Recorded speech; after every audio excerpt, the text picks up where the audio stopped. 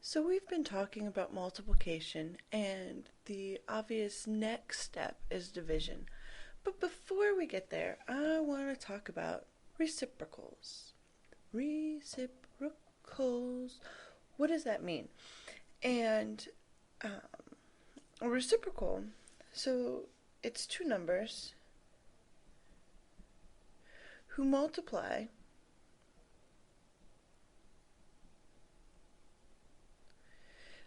they give you 1. So the answer is 1. So reciprocals are two numbers that when you multiply them by each other, the product is 1. So I've written it out fairly nice and neat for you. Reciprocal, or if you're fancy, the multiplicative inverse. You may hear that in the future as a math student. You've got math through college, so you've got at least 4 or 5 more years of math, whether or not you want to use math for the rest of your life. And multiplicative inverse might be used in one of those books. You might see it later in this book, but it's really just a fancy way to say the reciprocal. And reciprocal are two numbers whose product is 1. So if I look at 2 times 1/2, well, that's 2 over 1. So 2 times 1/2, that's 2 over 2, and that equals 1. So 2 and 1/2 are reciprocals. They are multiplicative inverses of each other. So we can put that in a more generic way by using a property of reciprocals and giving it some kind of formalized definition. So if we put this formal and we say the property of reciprocals says for every a, and then in bright red I have a not equal to 0, 1 over a exists so that a times 1 over a equals 1. So we're going to talk about this in great detail, but first I want to go back to this a not equal to 0. Remember, and you've learned this before, but you cannot divide by 0. You cannot have 2 over 0. It just doesn't work. So that's why it's for every a not equal to 0. We just can't have anything over 0. So it says that for every a not equal to 0, 1 over a exists so that a times 1 over a equals 1. So that's just saying for any number, there is another number that when you multiply it, it equals 1. And that number is 1 over a. So I want to explore that. And it said that a times 1 over a equals 1. Well, a is really a over 1. So to get its reciprocal, we just flipped that over, right? So if I have 3/5, what's the reciprocal of 3/5? Well, what do you think?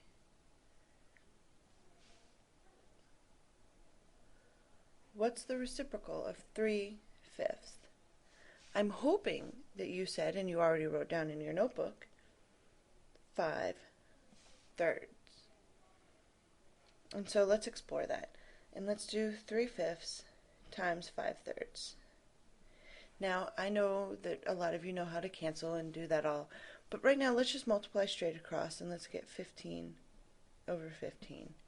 And 15 over 15 is 1. So those are indeed reciprocals. So 5/3 is the reciprocal, or multiplicative inverse, of 3/5. Alright, well what if I have a negative number? What if I have negative a? What's the reciprocal of negative a? Well, it's 1 over negative a, which is equal to negative 1 over a. I could even say that negative 1 over a is equal to negative 1 over a. That's an a. It doesn't quite look like it. But the best way to look at it is that the reciprocal of negative a is negative 1 over a. Because negative times negative is positive, and a over 1 times 1 over a is 1. So the reciprocal of a negative number is just, you flip it, so it's 1 over that number. And of course it has to be negative, because you need two negatives to make a positive. Two wrongs don't make a right, though. Just remember that. What if I wanted the reciprocal of the product of a times b? Well, the reciprocal of a times b is 1 over a times b. But we can also look at that as 1 over a times 1 over b. So I can split that up. And sometimes it's going to be easier to split that up. And you'll see why when we do some examples today and then when we do some examples in class.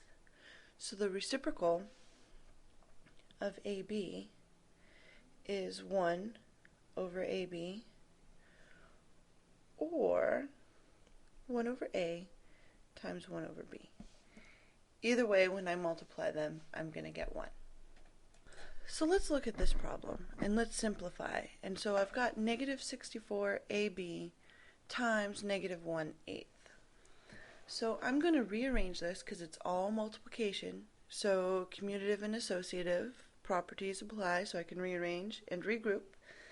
And I'm going to put my AB over here. And so now I'm going to have negative 64 times negative 1/8.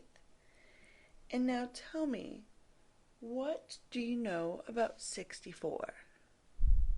It's a product of two numbers, and it's actually the product of 8 times 8. So negative 64 is like positive 8 times negative 8. And then I have that times negative 1 over 8, all times AB. So these two numbers right here should look pretty dang special to you because they're reciprocals. So that means when I take them and multiply them, which is what I'm doing, I'm going to get 1. So now I have 8 times 1 times AB, which really just equals 8AB. So this nasty thing here simplifies to just 8AB. Thank you, reciprocals, because that makes my life easier. Alright, now take a look at this one. This one's a little trickier because we have this addition inside of our parentheses, and we can't combine negative 24x and 6y because they're not like terms, because you'll recall like terms have to have the same variable. So what do I have to do? What do I do when I have something outside the parentheses multiplied by this addition or subtraction inside the parentheses? I have to distribute. So now I have negative 1/6 times negative 24x plus negative 1/6 times 6y. So now I'm going to use reciprocals to simplify. So go ahead and look at that negative 24. What can you do with it? So hopefully you come up with this. Negative 1/6 times negative 6 times 4x minus 1/6 times 6 times y. And your answer is 4x minus y. And notice that since this is multiplying by negative, I just changed that addition to subtraction. It's kind of like the opposite of when we were doing subtraction and it was really just addition of a negative. So I hope that didn't throw you off. Alright, do the check.